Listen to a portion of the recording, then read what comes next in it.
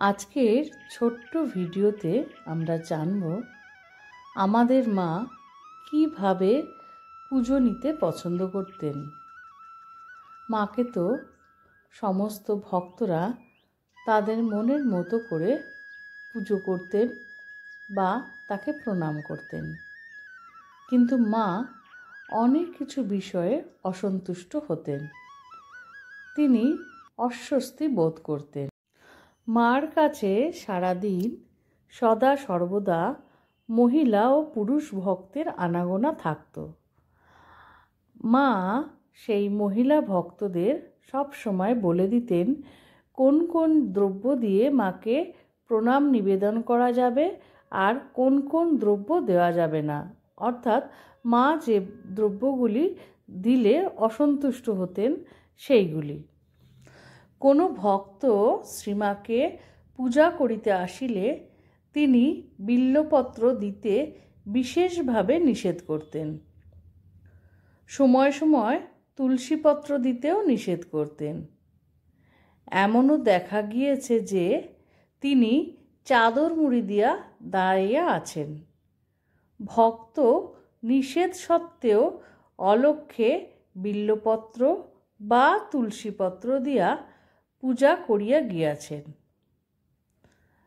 ভক্ত চলিয়া গেলে তিনি উহা দেখিয়া আমাদের বকিতেন, অর্থাৎ মাকে অগোচরে ভক্তেরা যখন পায়ে প্রণাম করার সময়, পুজো করার সময় বেলপাতা বা তুলসী পাতা দিয়ে নিবেদন করতেন, তখন মা ভীষণ অস্বস্তি বোধ করতেন এবং সেই সময়ে মার সামনে উপস্থিত মহিলা ভক্তদিগকে পরে মা বকাবকি করতেন।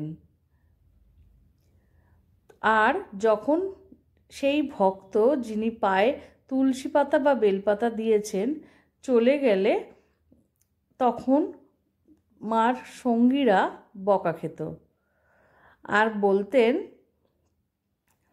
ভক্ত চলে গেলে তিনি উহা দেখাইয়া আমাদের বকিতেন, বলতেন কেন বারণ করিনি।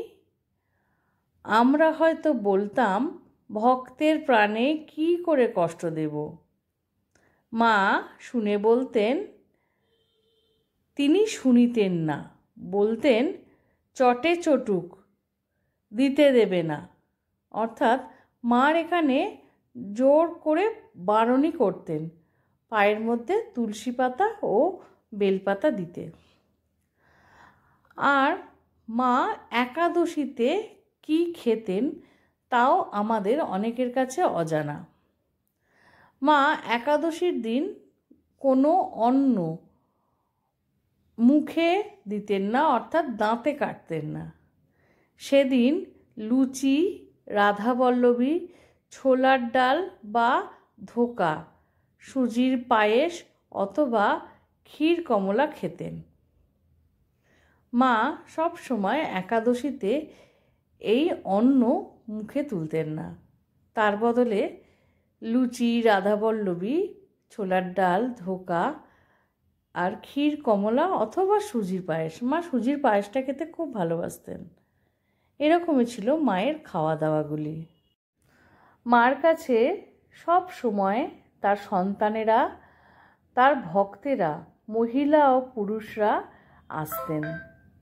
কোনো এক দুশ্চরিত্রা নারী শ্রীমার নিকট ঘন ঘন আসিতেন দেখিয়া অন্যান্য স্ত্রী ও পুরুষ ভক্তরা অসন্তুষ্ট হতেন।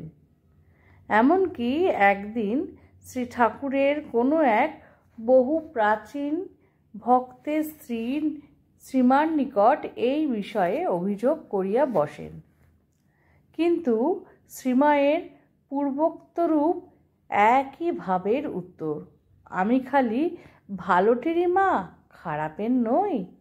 নারীটি শ্রীমার সন্তান, অর্থাৎ মন্ত্র শিষ্য নহেন, গোপালের মার। ওই যে নারীটি আসতেন তার তখন মার কাছে মন্ত্র নেওয়া হয়নি বা দীক্ষা নেওয়া হয়নি, তাই বারে বারে দুশ্চরিত্রা নারী আসার ফলে মহিলা ভক্তেরা, পুরুষ ভক্তেরাও এই নিয়ে মাকে জানান। মার সেই একই উত্তর, মা তো সকলের। আমি শুধু কি ভালোর মা, মন্দের কি মা নই? এইভাবেই বিশ্বজননী তার বিশ্ব মাতৃত্ব বারে বারে উদাহরণরূপে আমাদের সামনে প্রতিস্থাপন করেছেন। মার কথা তো শেষ হবার না। আশা করি ভিডিওটা খুব ভালো লেগেছে। ভালো লাগলে সঙ্গে থাকবেন, আর খুব ভালো লাগলে বন্ধুদের মধ্যে শেয়ার করে দেবেন। শ্রী ঠাকুর, মা, স্বামীজি, আমার গুরু মহারাজ এবং অন্যান্য মহারাজদের শ্রীচরণে শত কোটি প্রণাম জানিয়ে আজকে ভিডিওটি শেষ করলাম।